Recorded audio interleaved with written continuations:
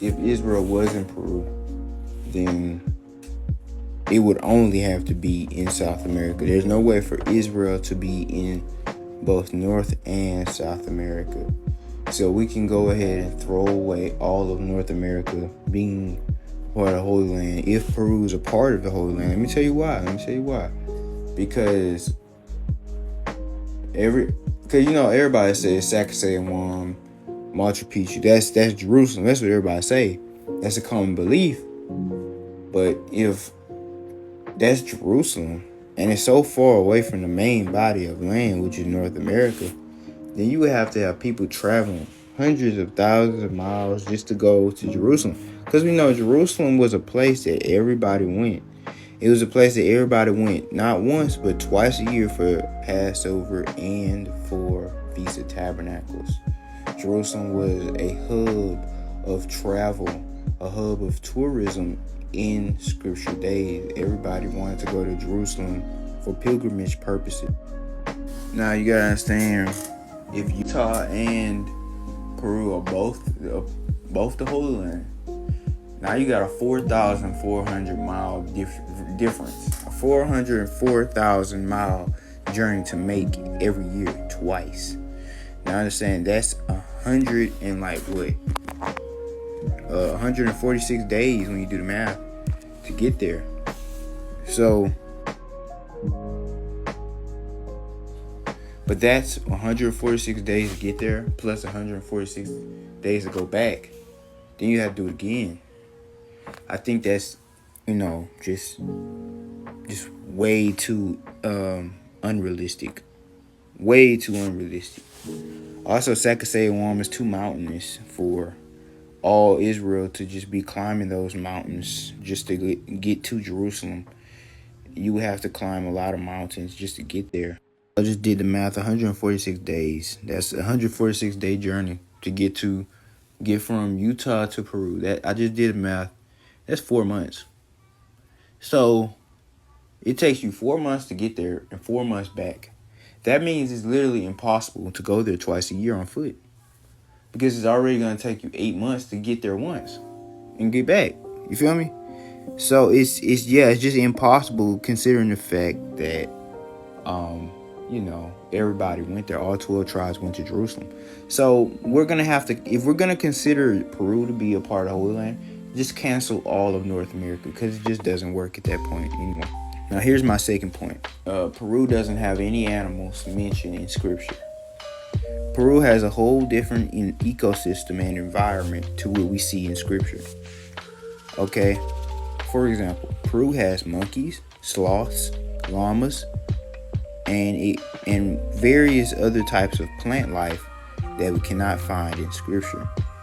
Therefore, with that being said, it would be unrealistic for this to be the biblical land.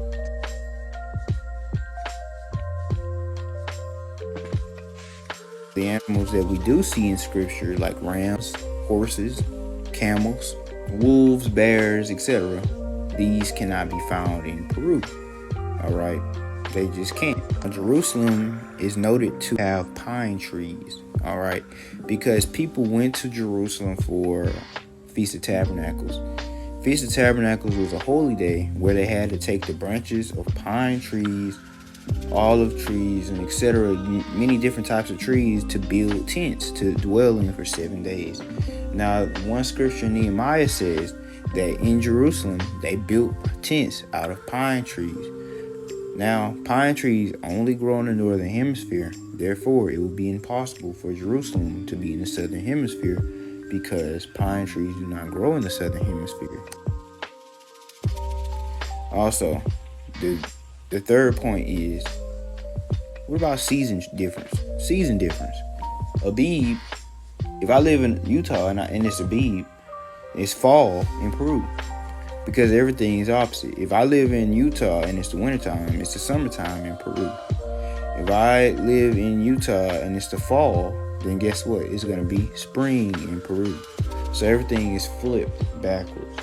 So going to Peru during the springtime, because to celebrate Passover, I'm going to mess around and get there, and it's going to be a completely different season. It would not even be the wheat season, the harvest season, aka Abib, in Peru. And Israel had to do everything on one accord. So if you had Israelites living in Peru and you had Israelites living in Utah, then now what? They're celebrating Passover at two completely different times. Because it's spring up there and it's fall down there. So they're not doing it at the same time. It doesn't make sense. Now here's my fourth and final point. Peru simply does not have the Hebrew artifacts that North America has. All right, North America has the artifacts. Book of Deuteronomy, Yah gives us a law about how we should build our houses. He said, when we build our houses, the roofs of our house must have battlement around it so that nobody can fall off the roof and die. Battlement is like bricks that stick up out of the roof in a up and down manner. Like what you would see on a castle or a medieval building. It protects you from falling off the roof. However, in Sacsayhuam, and Machu Picchu, that city, you simply just do not see the battlement on the roof over there. Also, those buildings are still standing when various scriptures said Jerusalem should be destroyed. Various scriptures, like in Jeremiah and in Micah, says that Jerusalem should be laid flat and it should be plowed into an agricultural field. The true Jerusalem is in Grouse Creek, Utah, and I will prove this in Migration Series 6.2. But from all this information that I gave you, it would be really impossible for Jerusalem to be in Peru. Yes, Peru is a very beautiful place. I'm not denying that. Machu Picchu, one of the most beautiful places on earth. But what scripture says our land is going to look beautiful while we're in captivity. Again, Yah said he would dry our land up and make it powder and dust.